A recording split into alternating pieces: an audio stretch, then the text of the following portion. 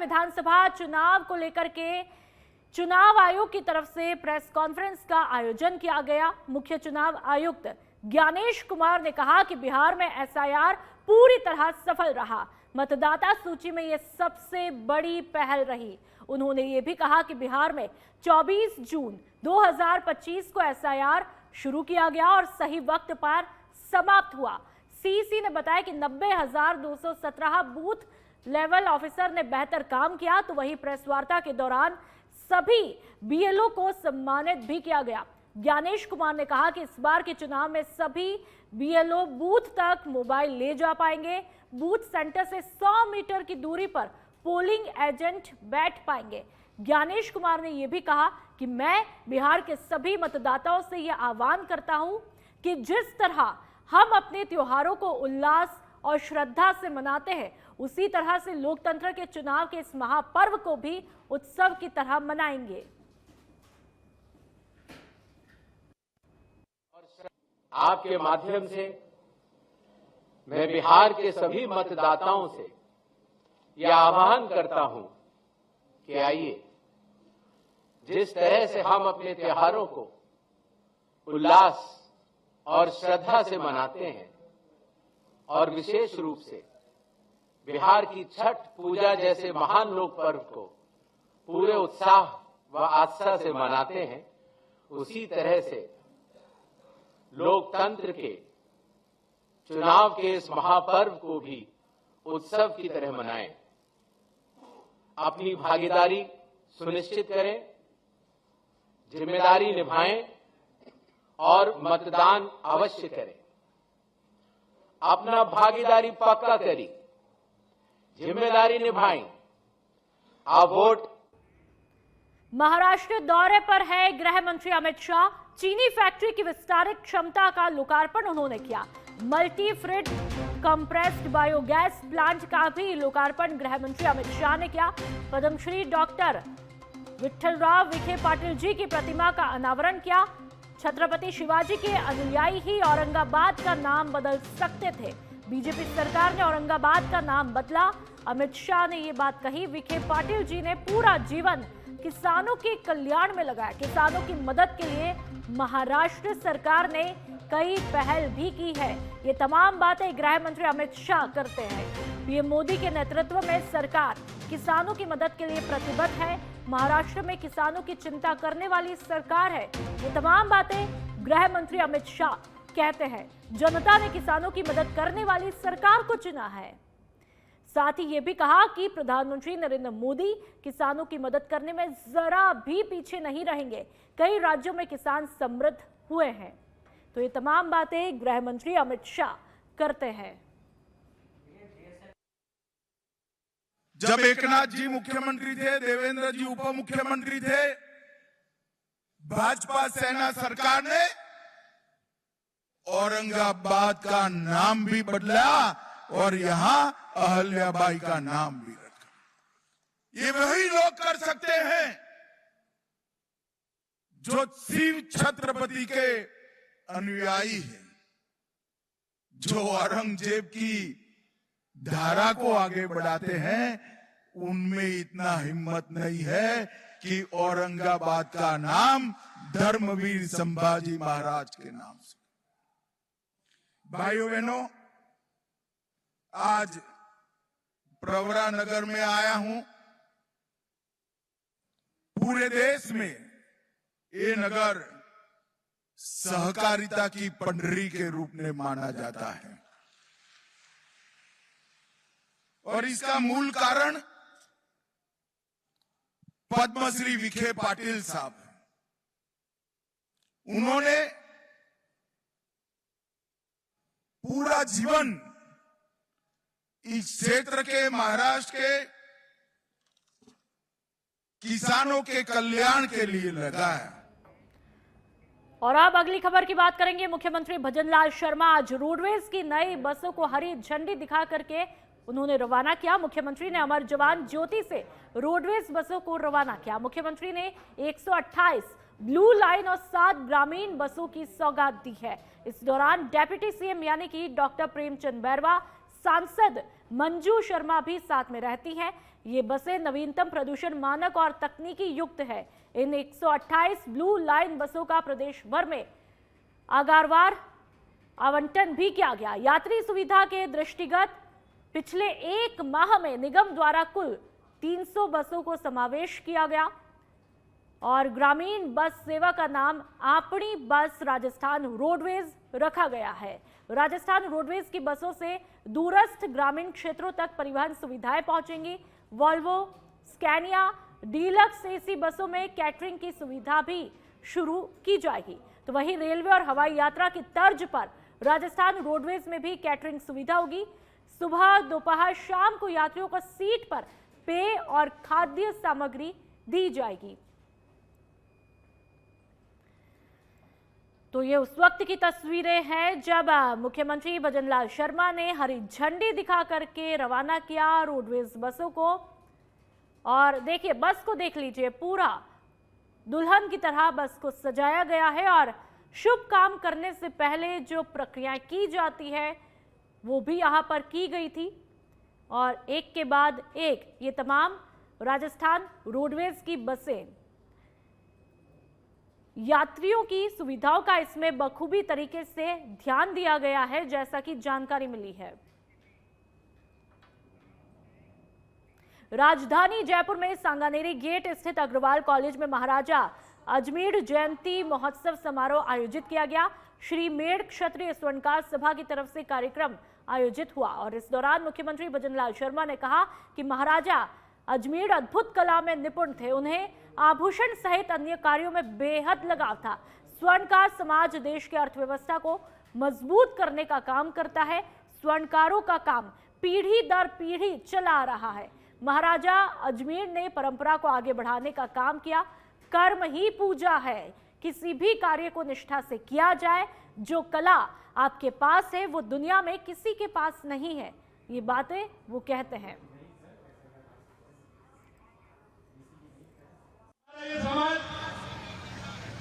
जनमानस के अंदर एक अर्थव्यवस्था को मजबूत करने का काम करता है। और मैं आपको बताना चाहता हूं कि आप वो लोग हैं जो आमने आप पर विश्वास करता है। अभी सोनी जी कह रहे थे, अरे मैंने कोई गलत नहीं कहा। मैं यही कहना चाहता हूं आप लोगों से, वो किसी पर भी विश्वास नहीं करेगा। अगर कहीं दूसरी जगह गलती से अगर वो जयपुर से बाहर रहता है या किसी कस्बे से बाहर रहता है, अगर किसी दूसरे सुनार के पास भी अगर वो चला गया तो वहां से वापस आकर के एक जो परंपरागत जो उसका सुनार है उसके पास जरूर जाएगा और उसी के ऊपर वो विश्वास करेगा। क्योंकि हमने देखा है आपके जो संबंध है वो पीढ़ी दर पीढ़ी है।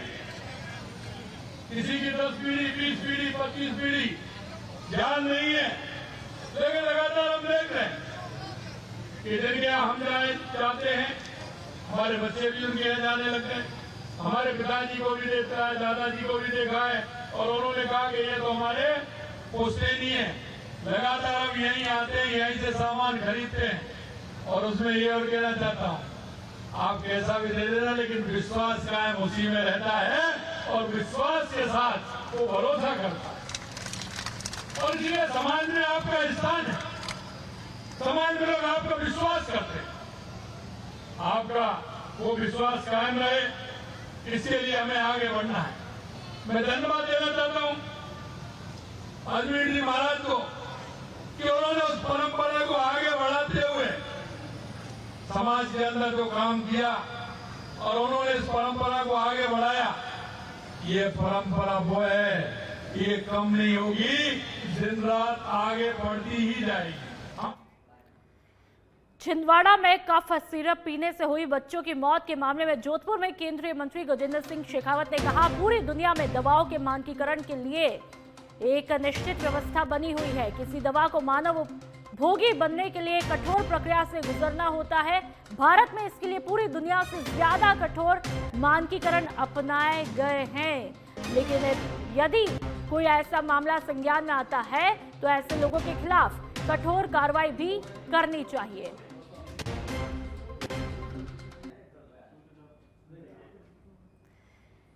तो केंद्रीय पर्यटन मंत्री गजेंद्र सिंह शेखावत ने बड़ी ही गंभीरता के साथ में ये बयान दिया है कि लगातार जिस तरह से कफ सिरप पीने से कई बच्चों की मौतें हुई है, जाने गई है, लेकिन उन्होंने ये कहा कि एक दवाई को बनाने के लिए कई मानकों से गुजरना होता है और ऐसे में यदि इस तरह की लापरवाही होती है, कोई मामला संज्ञान में आता है तो कठोर कार्रवाई भी की जानी चाहिए।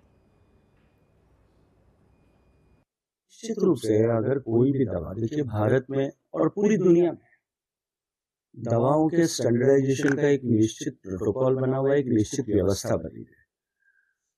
किसी भी दवा को ह्यूमन कंजम्पशन के लिए अलाउ करने से पहले उसको एक कठोर प्रक्रिया से गुजरना होता है। उसके लाइसेंसिंग की, उसके हर बैच के आइडेंटिफिकेशन की, टेस्टिंग की एक कठोर व्यवस्था है। और मैं मानता हूं कि भारत में भी वैश्विक स्टैंडर्ड जो हैं उनसे ज्यादा कठोर स्टैंडर्ड उसके लिए भारत में अपनाया गया है। लेकिन फिर भी किसी तकनीकी के कारण से, कोई केमिकल रिएक्शन के कारण से या किसी और भी अन्य कारण से अगर इस तरह का इंसिडेंस संज्ञान में आता है, निश्चित रूप से जो लोग इसके जिम्मेदार हैं उनको कठोरतम कार्रवाई करनी चाहिए, उसकी जांच करनी चाहिए और उस दिशा में आगे जो सिरप से मौत के मामले में केंद्र सरकार काफी सख्त है। स्वास्थ्य सचिव की राज्यों के साथ में आज बैठक होनी है। स्वास्थ्य सचिव राज्यों के प्रमुख सचिवों के साथ में बैठक करेंगे। कोल्ड्रिफ कफ सिरप पीने से 14 बच्चों की जानें गई है और ऐसे में बड़े एक्शन के लिए शायद ये बैठक की जा सकती है और बैठक तो होनी है, लेकिन इसके बाद में देखना है कि क्या कुछ फैसला होगा। इस बैठक में क्या कुछ चर्चा की जाएगी, क्योंकि बच्चों की जानें यहां पर गई है और आंकड़ा भी 14 का है। ऐसे में मासूम बच्चे जो कि दवाई के चलते ही अपनी जान से हाथ धो बैठते हैं।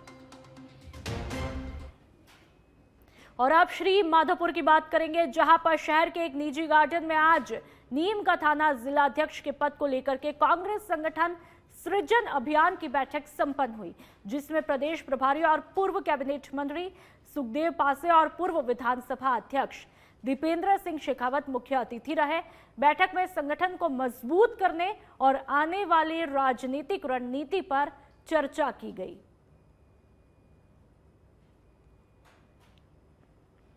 तो श्री माधोपुर की ये तस्वीरें। और अब जैसलमेर के भड़ियाड़ा की बात कर लेते हैं। भड़ियाड़ा में बलवीर सिंह भूमियाजी क्रिकेट प्रतियोगिता का आयोजन किया गया।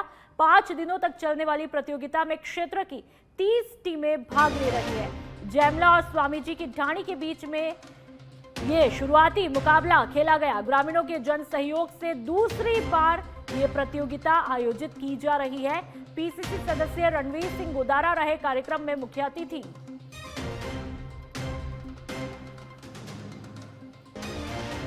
जैमला और स्वामी जी की ढाणी के बीच में ये मुकाबला खेला गया। तस्वीरें आप देख लीजिए, जैसलमेर की ये तस्वीरें हैं।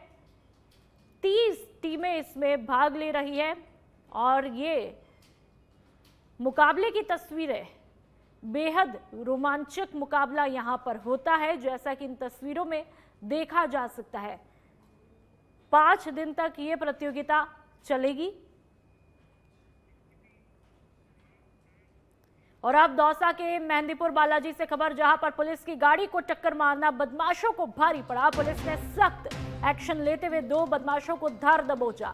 बदमाशों का महिलाओं के कपड़ों में जुलूस निकाला गया। होटल कर्मियों से झगड़ा और पुलिस की गाड़ी को टक्कर मारी थी। तो तस्वीरें भी हो सकता है कि कुछ देर में आपको दिखाएं। दौसा के मेहंदीपुर बालाजी से ये खबर, जहां पर पुलिस की गाड़ी को टक्कर मारना बदमाशों को भारी पड़ा। और ये तस्वीरें आप देख लीजिए, बड़ा अनोखा तरीका यहां पर सजा का निकाला गया है। जो ये बदमाश है उनको महिलाओं के कपड़े पहना दिए गए हैं और उसके बाद में गलियों में जुलूस निकाला गया। होटल कर्मियों से झगड़ा और पुलिस की गाड़ी को टक्कर इन बदमाशों ने मारी थी। ऐसे में सजा हो सकता है आने वाले वक्त में इनके लिए सबक बन जाए और इस तरह के अपराधों पर लगाम लगे। ये तस्वीरें जहां पर अनोखे तरीके से सजा दी गई है, एक अलग ही तरीका सजा का निकाला गया। होटल के कर्मियों से झगड़ा होता है, पुलिस की गाड़ी को टक्कर ये तमाम बदमाश मारते हैं और ऐसे में देख लिए महिलाओं के कपड़े पहनाकर इनको घुमाया जाता है। साथ ही जैसा कि जेस्चर दिखाई देता है, माफी मांगते हुए ये तमाम बदमाश दिखाई देते हैं और उम्मीद की जाती है कि आने वाले वक्त में ये सबक जो है ले और आने वाले टाइम में इस तरह से फिर से अपराध को अंजाम ना दे। और अब धौलपुर के सरमथुरा की बात करेंगे, जहां पर श्रद्धालुओं से भरा टेम्पो अनियंत्रित होकर के पलट जाता है। हादसे में करीब 20 लोग घायल हुए। सभी घायलों को सरमथुरा अस्पताल में एडमिट करवाया है। केला देवी मंदिर से दर्शन करके वापस ये लौट रहे थे, तभी घायल हो जाते हैं। सरमथुरा उपखंड में कंचनपुरा पेट्रोल पंप के पास की घटना बताई जा रही है। तस्वीरें आप देख लीजिए। घायलों का उपचार यहाँ पर जारी है। लोगों को कितनी गंभीर चोटें आई है, किसी के सिर पे आई है, किसी की नाक पर आई है। ऐसे में जाहिर सी बात है कि परिजन भी इनके बेहद परेशान हैं।